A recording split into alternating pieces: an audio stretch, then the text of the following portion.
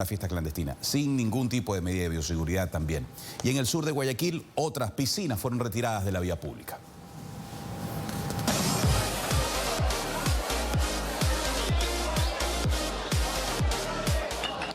En esta fiesta clandestina habían 200 personas que estaban celebrando un cumpleaños en un edificio ubicado en las calles García Goyena y Guerrero Valenzuela, en el sur de Guayaquil. La celebración fue cancelada y el bar clandestino clausurado por la Gobernación del Guayas, junto a la Intendencia, durante un operativo de control que buscaba que se respeten las disposiciones dadas por el COE cantonal en estos días festivos.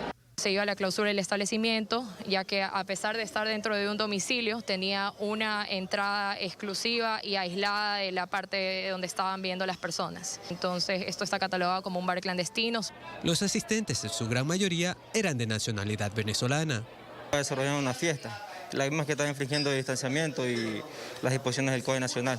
Por lo que estamos haciendo el decomiso de bebidas alcohólicas y lo que hay aquí en el lugar.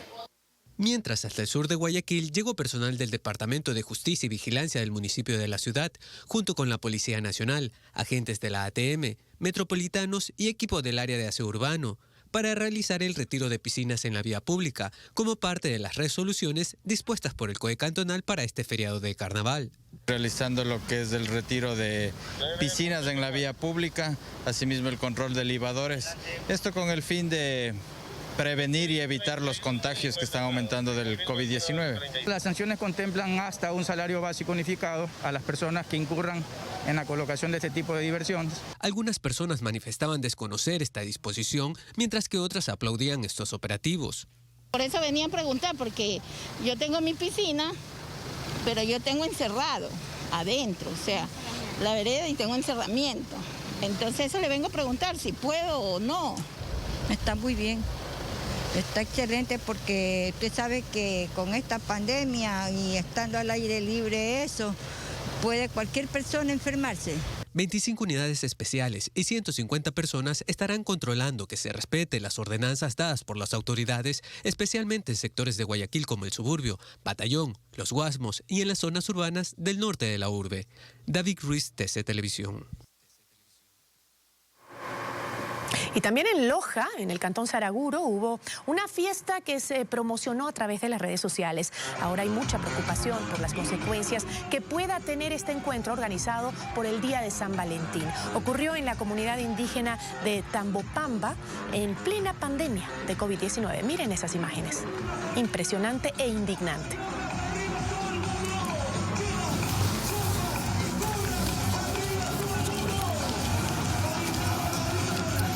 Revisamos otros temas ahora en el ámbito electoral. El Consejo Nacional Electoral no logró aprobar el informe que proponía el recuento del 100% de votos en Guayas y el 50% en 16 provincias, como se había acordado la semana anterior, como lo propuso el candidato Yacu Pérez.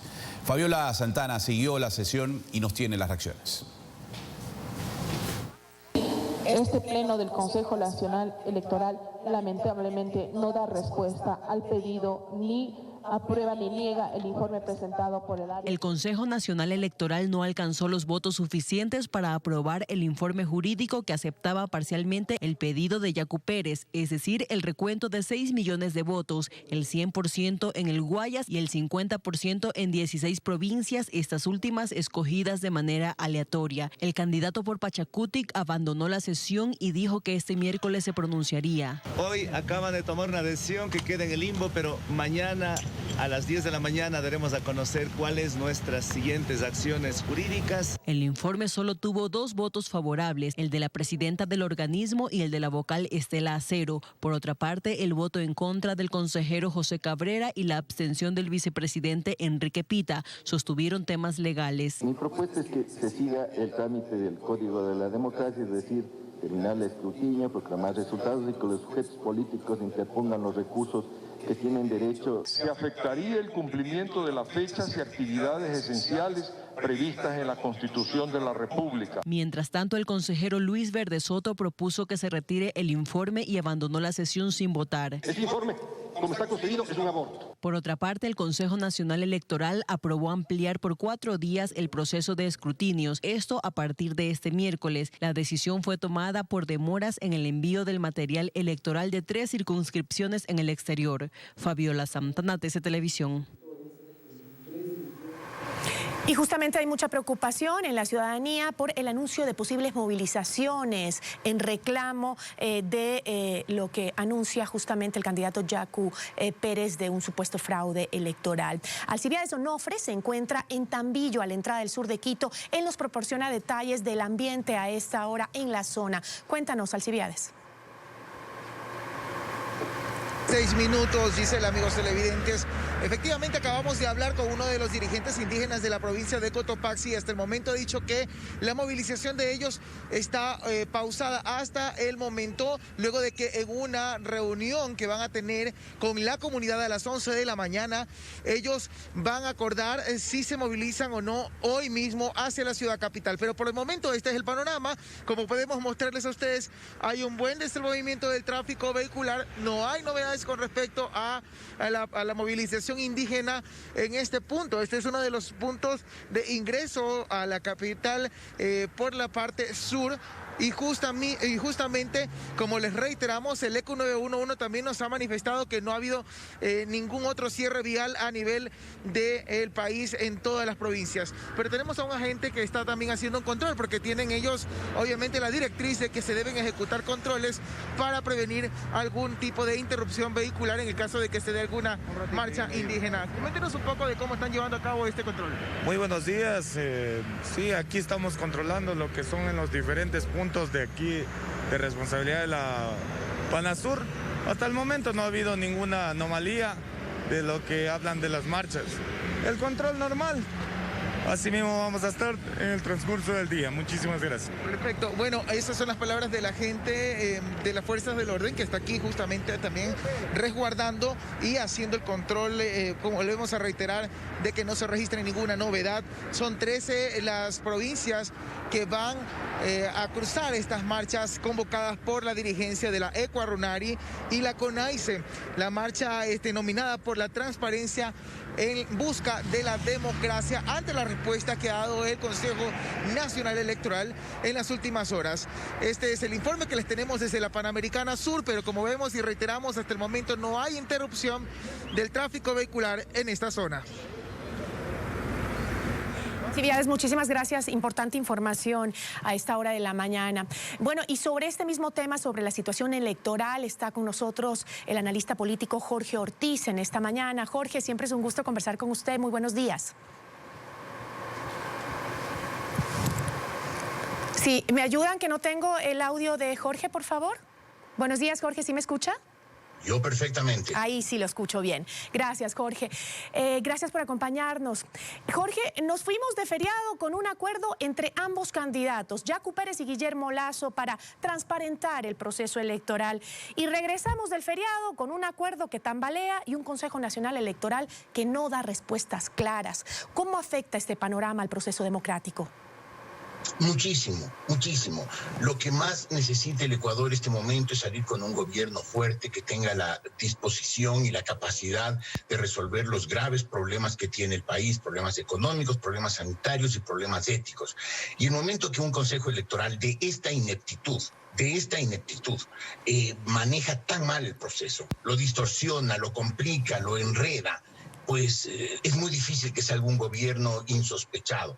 Y por otro lado, parecería que la dirigencia más radical del sector indígena, no me refiero a toda la dirigencia indígena, me refiero a los sectores radicales, a los que siguen a los señores Issa y Vargas principalmente, está tratando de crear hechos consumados. Ya están movilizados los indígenas, ya se tomaron la ciudad, y eso es lo que quieren, de manera que el momento que el Consejo Nacional Electoral, después de recontar los votos, al tenor del acuerdo al que habían llegado Yacu Pérez y Guillermo Lasso, dijera que ganó eventualmente la elección Guillermo Lasso, probablemente ya estarían tomados la ciudad, romperían cualquier posibilidad de un acuerdo entre los dos candidatos, que los dos candidatos ya lo habían logrado, con lo cual Issa y Vargas lograrían lo que quieren, apoyar a Arauz. Y eso es una distorsión completa de la voluntad del candidato Yacu Pérez, que evidentemente él fue una de las muchísimas víctimas del correísmo y por lo tanto sabe del peligro que significaría para el Ecuador entero el regreso del correísmo.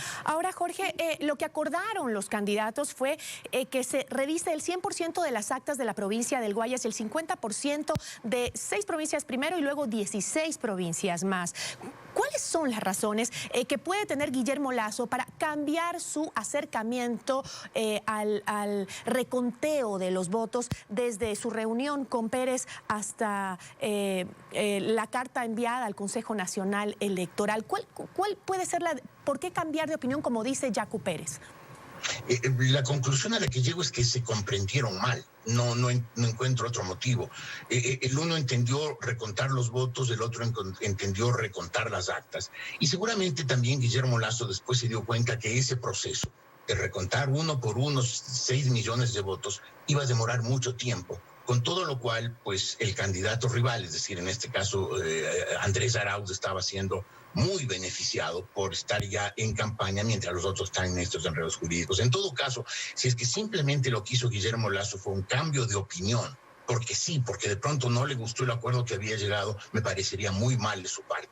Si él se comprometió con Yacu Pérez expresamente a una cosa, tiene que cumplirla. Y si eso significa pues que se demore el proceso, sería una pena que se demorara, pero si ese fue el compromiso, a cumplirlo. Ahora, para realizar el recuento de los votos, el CNE debería proclamar primero los resultados, como lo pidió en una carta al Consejo el candidato Lasso, ¿o no?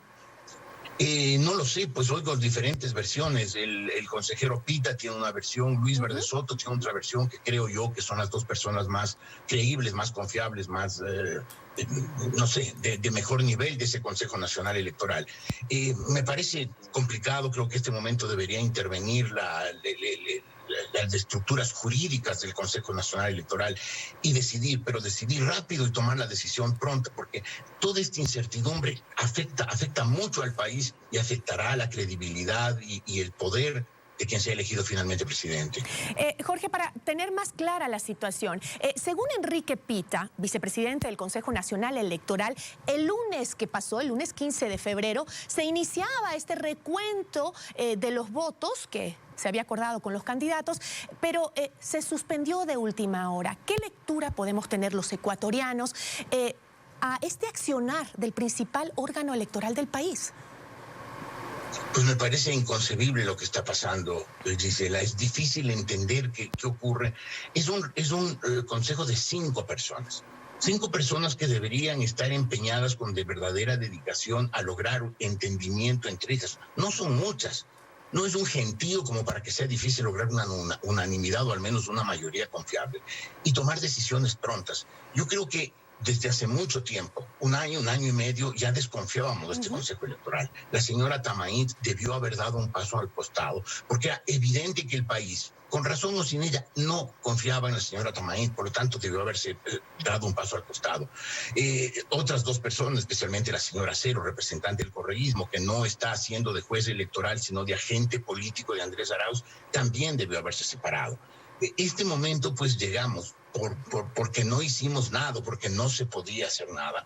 Llegamos al proceso electoral con este consejo y ahora estamos pagando las consecuencias. Y obviamente si además la elección termina en primera vuelta con un empate como prácticamente ha terminado y encima el consejo comete otro error de anunciar resultados del conteo rápido que crearon unas expectativas falsas entre mucha gente, pues obviamente todo se va complicando. Los miembros del Consejo que se las arreglaron para enredar el proceso tienen ya hoy que arreglárselas para desenredarlo.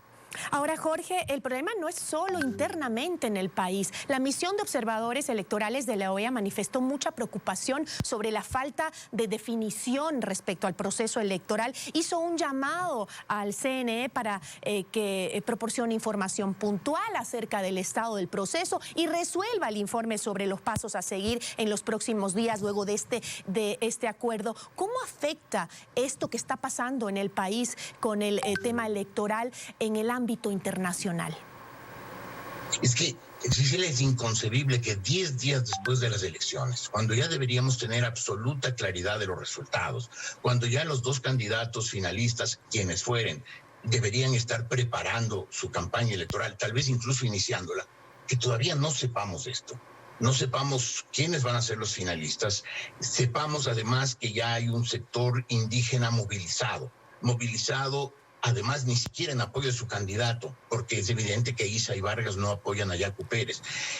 Pues obviamente eso genera una preocupación internacional. Este es un año conflictivo para América Latina. Se tomarán decisiones importantes. El mismo 11 de abril que nosotros votaremos en la segunda vuelta electoral, el Perú elegirá a su presidente. Es decir, es un año muy significativo en cuanto a las decisiones. Además, hay mucha preocupación en los sectores democráticos de América Latina por la posibilidad de que el socialismo del siglo XXI se aproveche una vez más de una situación crítica generada en este caso por una pandemia para expandir su ámbito de influencia, lo cual significa deteriorar la calidad de la democracia, eliminar garantías y libertades, generar violencia, generar división en las sociedades. Ya lo hemos visto con el socialismo del siglo XXI y no solamente en el Ecuador. Y obviamente hay una preocupación internacional. Que la OEA exprese ese temor de esta demora es perfectamente concebible. Lamentablemente los ecuatorianos, empezando por el Consejo Nacional Electoral o por algunas personas del Consejo Nacional Electoral, no reaccionan, no les va ni les viene, no le importan. Parece al contrario que estuvieran disfrutando con ese protagonismo de primera plana que están teniendo, aunque sea un protagonismo tan negativo.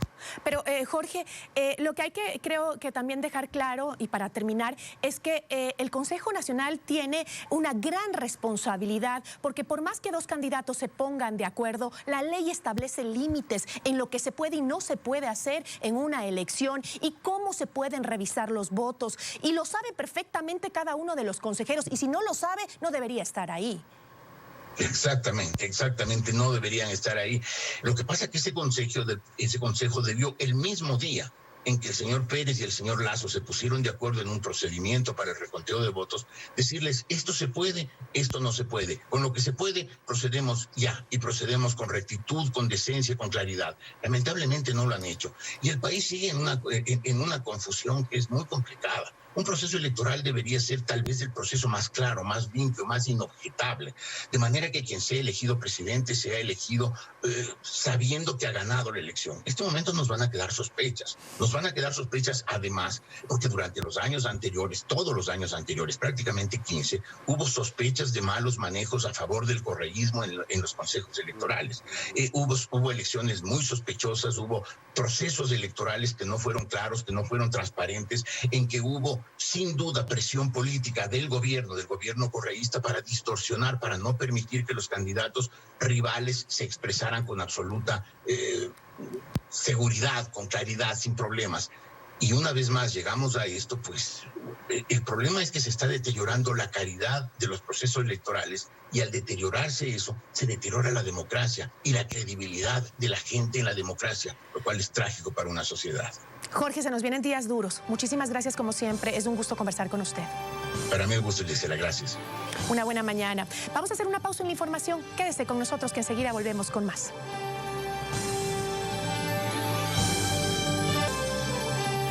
Seguimos informando y le recordamos que este noticiero es retransmitido por Radio Positiva 860 AM en Quito. Nos vamos hasta Chunchi, donde un deslave destruyó 27 casas y 3 personas fueron rescatadas. Emilio Zamora viajó a la zona del desastre y nos cuenta más. Emilio, te escuchamos. ¿Qué tal? ¿Cómo están? Muy buenos días. Los saludo desde el sitio exacto, en el cantón Chunchi, donde se registra esta falla geológica activa. Acá los representantes de la alcaldía de Chunchi nos han dicho que no solamente fue por este motivo, sino también por las lluvias que se registran en esta época. Más en el siguiente reportaje. ¡Cuidado abajo! Este es el momento en que una montaña se derrumba y cae sobre las viviendas en Chunchi, un poblado de la provincia de Chimborazo, en el centro de Ecuador. ¡Las lomas para arriba! Diosito, Señor. 3 personas cubiertas con lodo fueron rescatadas con vida y 27 casas fueron devastadas por el alud, que sepultó más de 100 cabezas de ganado y otros animales. La fuerza del agua mezclada con lodo alcanzó otras localidades río abajo, sembrando el pánico entre los pobladores de Huigra. Un señor bombero me dice, corra señora, corra. Y yo que casi no puedo correr con mi bastoncito, corrí ese puente porque digo, Dios mío, me llevas. ¿Ya? Entonces yo sí, ahí sí vi la muerte. La caída de tierras y roca destruyó una carretera que conecta a Chunchi con Huigra, zona conocida como el Sillón Andino. Esto sería prácticamente parte del sillón, el espaldar y la parte baja que va al río. La topografía que tenemos es la que provoca estos inconvenientes. A la pérdida de sus casas, cosechas y ganados se suma el peligro de contagios en los albergues debido al coronavirus. Alrededor de 550 residentes fueron evacuados ante el inminente peligro por agrietamientos del terreno y más deslaves. Las cosas de primera necesidad de aseo pues están absolutamente tranquilos con las autoridades de acá mismo, estamos coordinando. El movimiento de masas se produjo por una falla geológica que está activa. La montaña estaba filtrada con grandes cantidades de agua que estaban dentro y esto ocasionó que se desequilibre. Por eso, en diciembre del 2020, los habitantes de este sitio fueron evacuados. Con el trabajo de prevención realizado en esta zona andina, se evitó que unas 140 personas mueran arrasadas por el deslizamiento de tierra. Y bien, vamos a seguir acá en Chunchi, en la provincia de Chimborazo, precisamente para conocer qué ocurre con el deslizamiento y sobre todo con las personas que siguen recibiendo ayuda, sobre todo por el tema de la evacuación. Y saber también dónde los van a reubicar. Es todo lo que tenemos que informarles. Retornamos a estudios. Gracias, Emilio. Un buen día. Estaremos atentos a tus reportes. Y las lluvias que siguen afectando a otros sectores del país, como el Cantón Montalvo, provincia de Los Ríos, provocan el desbordamiento del río Cristal en diferentes tramos. El desastre se originó en cuestión de minutos. Las fuertes lluvias registradas durante los últimos días en el Cantón Montalvo, provincia de Los Ríos, terminaron provocando el colapso del río Cristal en diferentes tramos. Anoche llovió y en la mañana ya se comenzó a ver lo que comenzó a derrumbar el río. La fuerza del agua arrasó con todo a su paso, incluso con los caminos vecinales, los mismos que quedaron parcialmente destruidos, generando problemas para la movilidad de los lugareños. El desbordamiento de este río también ha dejado como saldo decenas de hectáreas de cultivos totalmente perdidas, luego de que gran cantidad de sedimento ingresara hasta los cultivos de arroz y los cubriera por completo. Los habitantes y principalmente los agricultores temen que este escenario continúe repitiéndose durante todo lo que aún resta de la etapa invernal. Estamos preocupados por el desbordamiento del río Cristal, donde hay varias hectáreas ya perjudicadas de lo que es de ciclo corto. Debido a esta situación, las personas afectadas solicitan el apoyo de las autoridades para afrontar los inconvenientes que va dejando la presente estación lluviosa. Le pedimos al señor prefecto si nos podría ayudar con un dragado del río Cristal. Pedimos unas ayudas para ver que nos ayuden, mañana con cualquier cosita. Nilo Domínguez, TC Televisión. Y varias casas resultaron afectadas a causa de fuertes vientos registrados en las inmediaciones del Cantón Nobol, provincia del Guayas. El fenómeno se observó en varios sectores del norte de la provincia, donde se reportaron caídas de techos y estructuras. En las carreteras que conducen al Cantón Nobol, varios puestos de venta de comida y frutas también resultaron afectados. Sin embargo, no se reportaron víctimas.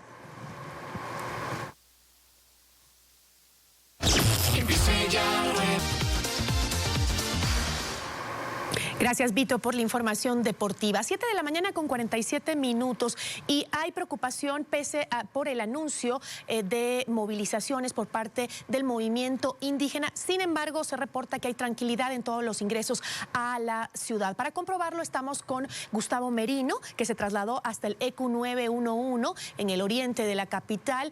Él se encuentra pues monitoreando justamente a la ciudad capital con las cámaras del ECU 911 para saber cuál es la situación. ¿Nos confirmas, por favor, Gustavo, la situación a esta hora? Gisela, buenos días amigos televidentes. Efectivamente, al momento existe o están expeditas todas las vías a nivel nacional, como podemos observar ya en imágenes. No hay ningún inconveniente en las carreteras del país, ya que se ha anunciado que desde hoy a las 9 se dará inicio a la gran marcha por la paz en democracia convocada por la Equa Runari, que saldrá desde la provincia de Loja hacia Quito. Así lo anunció el presidente de la Equa Runari, Carlos Sucuchañar, quien ya se encuentra en Loja para encabezar esta marcha. Hace poco tuvimos un contacto telefónico y él nos confirmaba de que se organizarán allá y partirán en una marcha completamente pacífica y que no habrá cierre de vías. De igual forma, a las 11 de la mañana se anuncia una rueda de prensa en la sede de Pachacuti. Se realizará con la dirigencia y el candidato Yacu Pérez para anunciar las acciones jurídicas a tomar tras el pronunciamiento del Consejo Nacional Electoral y no haber aprobado este acuerdo que se pactó el día viernes con los candidatos Yacu Pérez y Guillermo Lasso para la reapertura de urnas, el 100% en Guayas y 50% en 16 provincias. Pero reiteramos la información, hay tranquilidad, hay carreteras expeditas a nivel nacional, no hay inconvenientes hasta el momento, tanto en el sur como en el norte del país.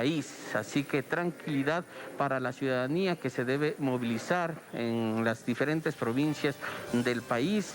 No se presentan ningún inconveniente y la marcha anunciada por la democracia y la paz por el sector indígena partirá a las 9 de la mañana, se reunirán en Loja y marcharán hacia Quito durante toda esta semana. Pero por el momento hay completa tranquilidad. Esta movilización se anuncia será en completo paz, en completa tranquilidad y sin cierre de carreteras. Esa es la información que tenemos hasta el momento, siendo las 7:50. Hacemos una pausa comercial y retornamos con más información.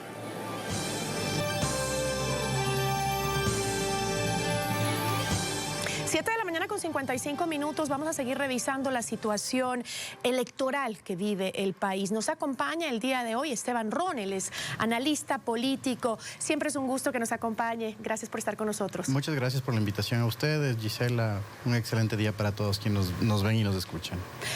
Cuénteme, por favor, ¿cómo podemos entender que más de una semana después de las elecciones todavía existan actas con novedades? Bueno, definitivamente es un escrutinio bastante trabado. Pensaba que el escrutinio iba a tomar menos tiempo por la forma de ejecución de voto que tuvimos para estas elecciones. Sin embargo, tenemos una dificultad específica que es el repliegue de las juntas y urnas del exterior, ¿no? Recordemos que los ecuatorianos, y escuchaba ayer declaraciones de la propia presidenta del Consejo Nacional Electoral, que por el mal clima en Estados Unidos no han podido hacer este repliegue. Sin embargo, existe mucha indeterminación respecto de los pedidos que han existido, en este caso de Yacu Pérez y Guillermo Lasso, que a pesar de que el escrutinio para el binomio presidencial, en este caso quienes se encuentran en disputa del segundo puesto, pues todavía no tenga certeza debido a que hay un par de circunscripciones del exterior que todavía no lo cierran. Entonces, doctor, ¿debe preocuparnos que no se haya logrado un acuerdo en el Pleno del Consejo Nacional Electoral sobre el informe jurídico para viabilizar justamente el reclamo ingresado por el candidato Pérez? Debe preocuparnos y mucho, porque en un inicio, si bien se celebraba la democratización, en este sentido, de las actuaciones por parte de los dos candidatos,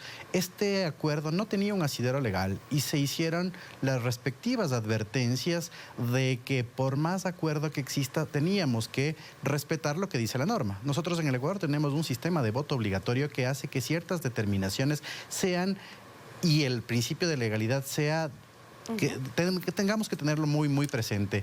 Lamentablemente ayer con el informe jurídico y de lo que pudimos ver en la sesión de pleno, existieron dos tendencias. Una, para que no se dé el recuento por cuanto no hay una notificación de los resultados a la cual yo me adhiero, y otra, que en virtud del acuerdo se dé paso a un recuento. Pero Finalmente, para dar paso a esto se requieren de las reclamaciones bajo los estrictos esquemas legales que determina el Código de la Democracia y además presentando las respectivas actas. Estaremos pues a la notificación del CNE para que nuevamente se presenten las reclamaciones. ¿Esto que está sucediendo podría retrasar de alguna forma la segunda vuelta?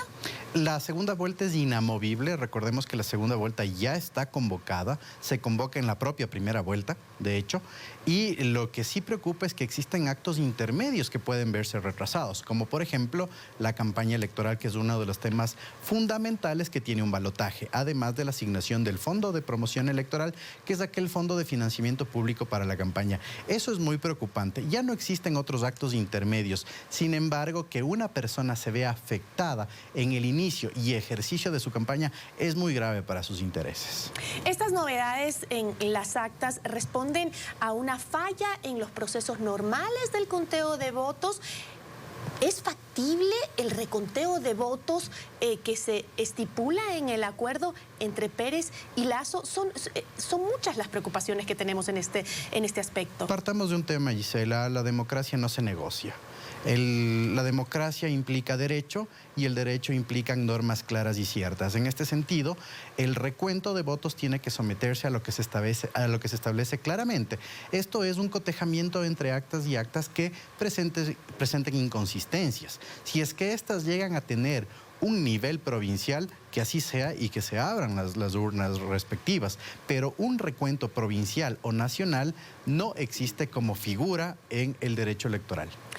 Yo quisiera leerle, y para que mis amigos televidentes también escuchen, lo que dice el Código de la Democracia al respecto. Y lo leo textualmente. El Código de la Democracia faculta a las juntas provinciales electorales a verificar el número de votos de una urna en 3 casos específicos. Si el sistema detecta inconsistencias numéricas, cuando faltan las firmas del presidente o secretario de la Junta Receptora del Voto, o si los sujetos políticos presentan reclamos con las copias de las actas.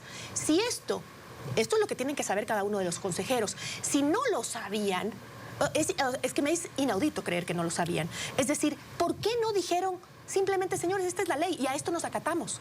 Definitivamente existió, creo que en este punto vale decirlo, un cálculo político o un temor a las presiones políticas que se recibían al momento.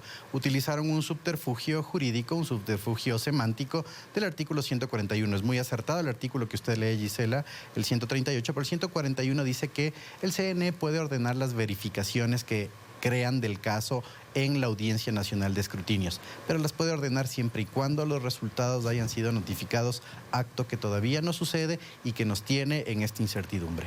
Ahora, es como dijo el consejero Verdesoto, una obligación del Consejo Nacional Electoral dar toda la confianza posible para demostrar que han hecho las cosas correctamente para evitar el discurso del fraude, o como han dicho los consejeros, justamente Verdesoto y Pita lo han dicho, ¿cree que simplemente pese a todo lo que diga la norma, eso es lo que tienen que preocuparle al Consejo? Al Consejo Nacional Electoral lo que le tiene que preocupar definitivamente es el irrestricto cumplimiento a lo que la norma determina. Los acuerdos democráticos o políticos que puedan llegar las organizaciones políticas o sus sujetos tienen que también sujetarse al margen de la norma. Tal vez suene muy legalista, pero en un sistema democrático trabado, inestable como el del Ecuador, y que tenemos además un esquema de voto obligatorio, no nos queda otra. El derecho electoral finalmente es un derecho público donde se puede hacer solo lo que la norma establece. Los acuerdos democráticos hay que celebrarlos desde el tema político. Ayudan a la estabilidad democrática, pero siempre busquemos el asidero legal y no generemos falsas expectativas de lo que se pueda llegar a través de las elocuciones de una u otra parte. Pero eso lo sabemos, doctor, desde el inicio. Un acuerdo político es válido para decir, bueno, vamos los dos a respetar lo que defina las urnas.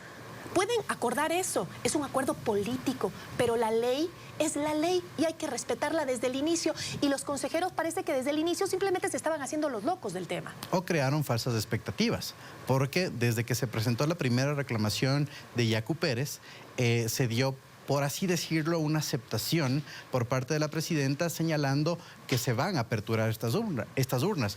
Pero no sé si también está el factor del desconocimiento del sistema legal que que rige las actuaciones del CNE, o, como yo digo, la falta de vocería es lo que nos está jugando en contra. Al crear una falsa expectativa sin fundamentación, hace que la reacción social sea inminente. Y para muestra un botón, el día de hoy ya tenemos marchas planificadas que van a salir desde Loja por parte del sector, en este caso, o supuestamente afectado por los resultados electorales. Pero es esta falta de vocería o de certeza en las elocuciones que nos tiene nuevamente en esta duda. Muchísimas gracias, doctor Ron. Siempre es un gusto conversar con usted y como lo dije en la entrevista con Jorge Ortiz, se nos vienen días muy duros para la democracia. A usted muchísimas gracias por la invitación, siempre un gusto. Agradecemos a Esteban Ron, analista político. Hacemos una pausa y enseguida volvemos. Sí.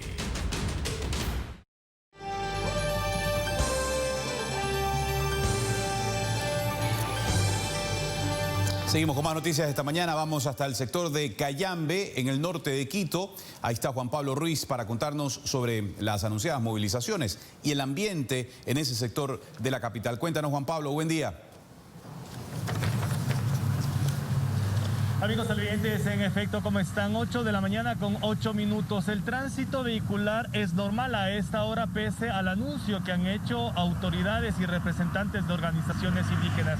Aquí en el lugar en donde nos encontramos, a una hora aproximadamente al norte de la capital, se puede observar el tráfico normal de vehículos. La Policía Nacional, que está encargada del control de caminos, también ha indicado que desde Tulcán, que está en la frontera norte, hasta la capital, el tránsito vehicular está normal, no existe ningún inconveniente. Sin embargo, vía Twitter, la asambleísta electa Dina Farinango indicó que se ha iniciado con una movilización que ha empezado ya desde el día de hoy desde Loja, y el día jueves llegará a la Suay, posterior el día viernes llegaría a Cañar y a Chimborazo el sábado. Se prevé que esta marcha, que inicia el día de hoy desde Loja, llegaría el martes 23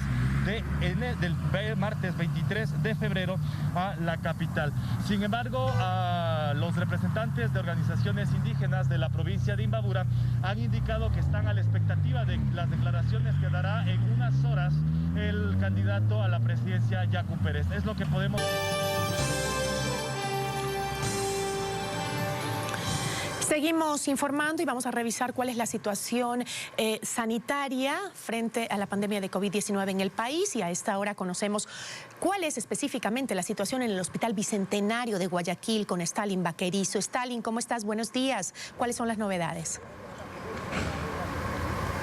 ¿Qué tal, Giselle, amigos televidentes? Muy buenos días. Es preocupante lo que está sucediendo no solo en el Bicentenario, donde está la capacidad ya total de las unidades de cuidados intensivos, sino a nivel de toda la ciudad de Guayaquil, según el 6º informe epidemiológico emitido por el municipio de la localidad. Por acá están algunas autoridades, algunos representantes del municipio, como por ejemplo el doctor Carlos Farhat, con quien vamos a conversar en este momento para que nos cuente un poquito acerca de la situación que se está viviendo en la ciudad, sin contar todo lo que se ha desarrollado durante el feriado. Tal vez sí, campañas electorales, cierres de campaña, y por eso el aumento. Doctor, buenos días. Buenos días, ¿cómo está? Sí, ha habido un ligero incremento. Recordemos antes de nada que el comportamiento de esta enfermedad, de esta epidemia, siempre ha sido oscilante, ¿no? Semanas que sube, semanas que baja, días que sube y días que baja. Hoy tenemos una ligera alza, producto de esa movilización ciudadana que hubo durante el mes de enero, post fiestas de Navidad, la forma poco responsable con la que se movilizaron, la movilización durante la campaña electoral, que aparte del proceso electoral que vivimos, es la causa de lo que hoy estamos viviendo. Ahora, el cierre de campaña y las elecciones, que fue el 7 de febrero, ese impacto real lo vamos a vivir esta semana y la que viene. O sea, los casos que empiezan a aparecer ahora y la semana que viene podrían ser endilgados a ese comportamiento que ustedes vieron. Que precisamente vamos a ver ahora, doctor, con unas imágenes que nos ayuda, por favor, producción, allá en estudios, para poder observar el comportamiento que usted dice de la ciudadanía guayaquileña, que decidió salir a diferentes balnearios, celebrar de esta manera desmedida, sin medir todas las cosas que se podrían presentar, ¿no? Niños, adultos y jóvenes que no están exentos, tampoco los jóvenes ni los niños del contagio. Nadie está exento del contagio, todos se pueden infectar. Todos se pueden infectar, siempre ha habido en la mente, y yo creo que ese es un error, o en el querer de las personas, que solamente los adultos jóvenes que menos los ancianos si es que los cuidamos y no los niños. No, están equivocados. La gente joven se enferma y transmite la enfermedad a los ancianos, pero también lo transmite a los niños, pues. Y lo peor de todo, que como usted bien acaba de decir, en esas imágenes que ustedes van a ver dentro de poco, ahí se ven niños inclusive en esas aglomeraciones. ¿Dónde está la responsabilidad de los padres? O sea, se enferman ellos y contribuyen a enfermar a los demás. Bueno, fuera que solamente sean ellos los que se enferman, pero enferman a los que están en su entorno, incluyendo los niños. ¿Cuál sería la recomendación entonces para aquellos que decidieron salir y ahora tienen que estar ya en su casa, quizá también en un confinamiento? Si son responsables, entonces tienen que hacer un confinamiento voluntario en su casa, un aislamiento voluntario en su domicilio durante 10 días al menos.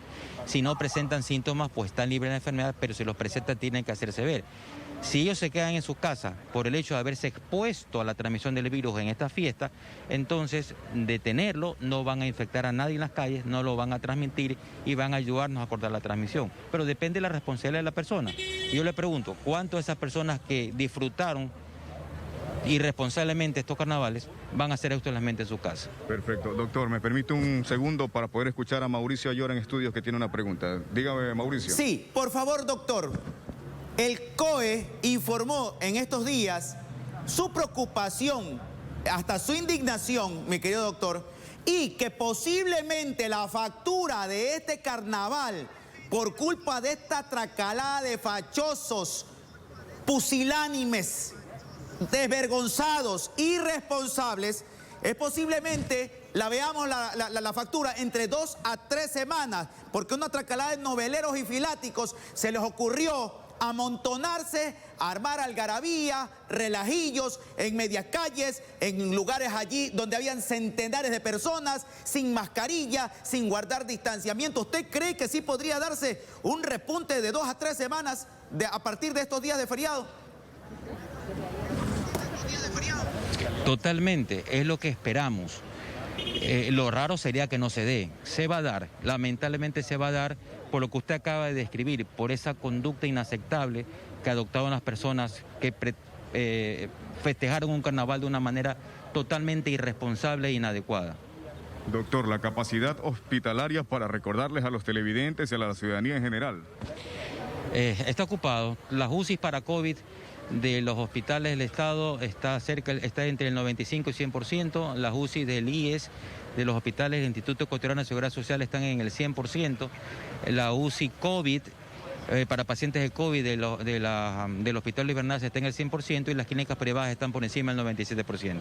Perfecto, doctor, muchas gracias. Ahí escuchó Mauricio y escucharon todos, 100% en las unidades de cuidados intensivos. Así que a prepararnos para lo que se viene, Mauricio. No vengan a llorar, pues, catervas de estrafalarios, ridículos, lamparosos y pusilánimes, irresponsables y atrasapueblos por toda la algarabía, el relajo, el zapateo y la montonera que hicieron los relajillos. Ahí está, pues, 2 o 3 semanas. Rueguen a Dios que no sean ustedes sus familiares o personas que no han tenido nada que ver y ni siquiera han salido a la calle y que por culpa suya se contagie el coronavirus. Ahí está, pues viva el coronavirus. Sigue bailando, pues sigue bailando y zapateando de manera irresponsable. Seguimos informando, señoras y señores. Vean lo que ocurrió en Daule. Ahí está, miren. Y oiga, no sé cuántos kilómetros adentro, no sé cuántos kilómetros adentro, como 200, 300 personas. Miren ustedes, y para colmo, un chongo de mala muerte, hediondo, apestoso y pestilente. Ahí está el trago, la prostitución, los chupadores, libadores, casi guapos, chichos velos, pero solamente en su casa porque fuera de ella son cromos difíciles del álbum Monstruos del Espacio. Ahí está. Que sí, que esta es una casa, que no se metan, que por aquí, que por allá. Tiene entrada independiente, señoras y señores. Y eso es considerado prostíbulo. La autoridad bien clausurada. Y llévate las habas, correcto. Llévense las habas, tracaladas y irresponsables. No ven por ellos, no ven por sus amigos, no ven por los parientes, ni por los demás. Regresamos.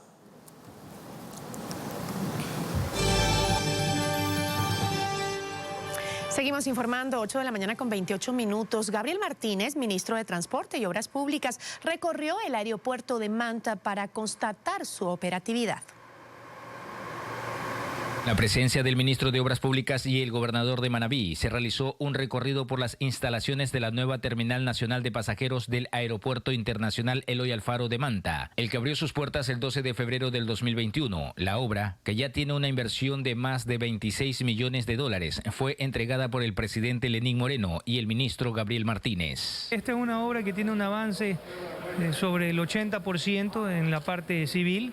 Todavía hay algunos temas pendientes, pero el contrato no ha terminado. El contrato termina en abril. El gobernador de Manabí indicó que este aeropuerto cuenta con un área nacional lista para los viajeros que llegan y salen de esta ciudad, mientras continúan los trabajos para culminar la reconstrucción de esta importante terminal aeroportuaria. Vamos a tener la oportunidad de poder dar plazas de trabajo y es una manera de reactivarse. Por supuesto que sí. Hacerle conocer a la ciudadanía que estamos dentro del plazo de ejecución aún. Faltan pequeñísimos detalles ya que pulir y afinar para poder decir que estamos al 150%. El ministro explicó también que se busca la concesión del aeropuerto de la empresa pública asiática Korean Airport Corporation, que administra varias terminales aéreas. Por ahora la ruta es Quito-Manta-Quito. La aerolínea Avianca realiza los vuelos los días lunes y viernes y la aerolínea Latam los viernes y domingos. El mayor interés, además de la inversión que puede realizar, es justamente abrir nuevas rutas, abrir nuevos espacios para más pasajeros, para más turistas en un mercado asiático al que no se tiene mayor acceso. La inauguración de esta terminal aérea y evidentemente las medidas de bioseguridad adoptadas ayudan a que las personas realmente confíen y tomen la decisión de poder viajar y volar, lo cual es muy bueno para el desarrollo y la reactivación turística del país. Los pasajeros se sienten satisfechos con la nueva ruta a esta provincia, con una categoría internacional, la que genera reacciones comerciales y económicas que requiere nuestro territorio en base al turismo. Una maravilla, muy lindo, muy moderno, muy acogedor, muy funcional. Vengan a disfrutar un poco del cielo que está aquí en el Ecuador, que se llama Manta. Les ha llamado la atención incluso porque fomenta el turismo por Manabí, por Manta y por el Ecuador. Está muy bonito, está muy bien, les felicito. Desde la provincia de Manabí informó Marcelo Ruiz, TC Televisión. Bien, aquí nos despedimos agradeciéndoles por su compañía como todas las mañanas. Gisela. Una buena mañana para todos y sigan nuestra sintonía.